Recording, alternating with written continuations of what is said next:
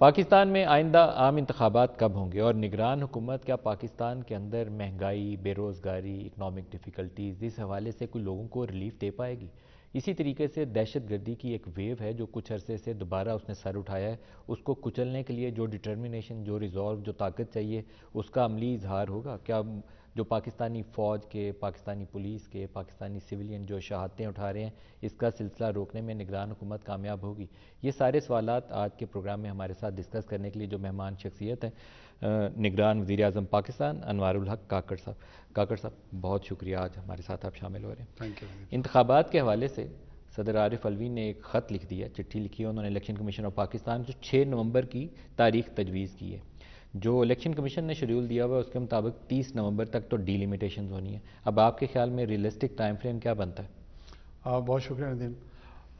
میرا اپنا یہ خیال ہے کہ ندیم صاحب، ظاہر ہے ڈی لیمیٹیشن بذات خود بھی کانسٹیٹیوشنل الیکٹورل پروسیس کا حصہ ہے، تو پرائم مینڈیٹ تو الیکشن کمیشن آف پاکستان کا ہے۔ صدر پاکستان نے ان کو یقیناً ایک تاریخ تجویز کر دی ہے، وہ ڈیو ڈیلیجنس اس پہ کریں گے، اپنی ڈیلیبریشنز کریں گے، اور جو ریکوائرڈ کنڈیشنز ہیں to conduct free and fair polls, میرے خیال میں الیکشن کمیشن آف پاکستان جو ہے وہ جلد ہی اس نتیجے پہ پہنچ کے کہ کون سا مناسب دن اور تاریخ ہوگی وہ شاید اناؤنس کر دیں گے۔ کاکڑ صاحب، آپ خود بھی انتخابی عمل میں حصہ لیتے رہے ہیں، ڈی لیمیٹیشن سی سی آئی کے فیصلے کے بعد ایک بائنڈنگ بن جاتا ہے ان کے اوپر عمل کرنا الیکشن کمیشن آف پاکستان کے لیے۔ 30 نومبر تک ڈی لیمیٹیشنز ہے، پھر 54 ڈیز کی اسکیم آف الیکشنز ہے، تو ہمیں یہ جنوری کے آخر میں یا فروری کے فرسٹ ویک میں لے جاتا ہے۔ آپ کے خیال میں یہی ٹائم فریم بنتا ہے؟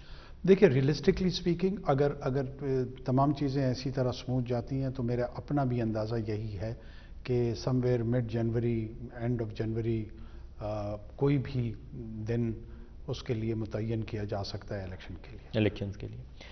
آپ ریڈی ہیں انتخابی عمل کو سپورٹ کرنے کے لیے؟ بالکل ہم ریڈی ہیں۔ ہمارا جو رول ہے to assess the electoral process, وہ چاہے فائنینسز کے حوالے سے ہو، فنڈنگز کے حوالے سے ہو، لا اینڈ آرڈر کے حوالے سے جو پرسنل اویلیبل کرنے ہیں، پورے الیکٹورل پروسیس کو جہاں پروٹیکٹ کرنا ہے، اس پولنگ ڈے کے حوالے سے ہماری تیاری مور لیس الحمدللہ مکمل ہے۔ پچھلی حکومت جاتے جاتے ایک چینج کر کے گئی تھی، انہوں نے نگران حکومت کو امپاور کر دیا تھا اکنامک ڈیسیژن میکنگ کے حوالے سے۔ ہم پچھلے 1.5 سال کے اندر پاکستان میں مہنگائی کا بہت بوجھ دیکھتے ہیں، پچھلے 1.5 سال کے اندر، بلکہ کنٹینیوس ایک پروسیس ہے پچھلے چند سالوں کا۔ بے روزگاری میں اضافہ ہوا، مہنگائی میں اضافہ ہوا، روپے کی قدر کے اوپر بہت زیادہ دباؤ آیا۔ آپ سمجھتے ہیں کہ آپ کے پاس اسکوپ ہے ان چیزوں کو ایڈریس کرنے کے لیے؟ ندیم صاحب دیکھیں، ایک تو اس کے لانگ ٹرم ظاہر ہے اکنامک انٹرونشنز ہے، سلوشنز ہے۔ اب انفلیشن کو آپ لے لیں، وہاں پہ انفلیشن بنیادی طور پہ جو سپلائی آف منی ہے towards the production of goods and services, اس کے ریلیشن شپ کا نتیجہ ہے۔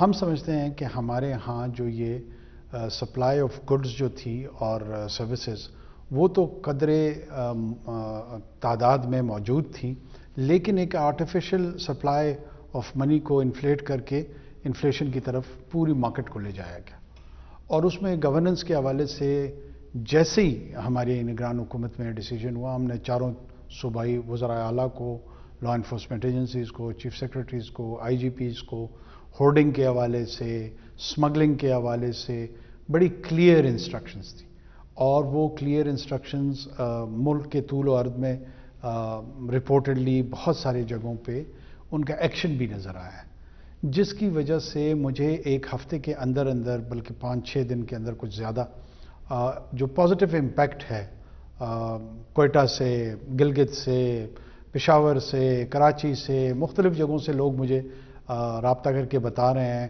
کہیں پہ چینی مارکیٹ میں 40 روپے کم ہو گئی ہے، کہیں 35 روپے کم ہو گئی ہے، مختلف رپورٹس ہمیں مل رہی ہیں، لیکن ایک over all positive impact market پہ آیا ہے۔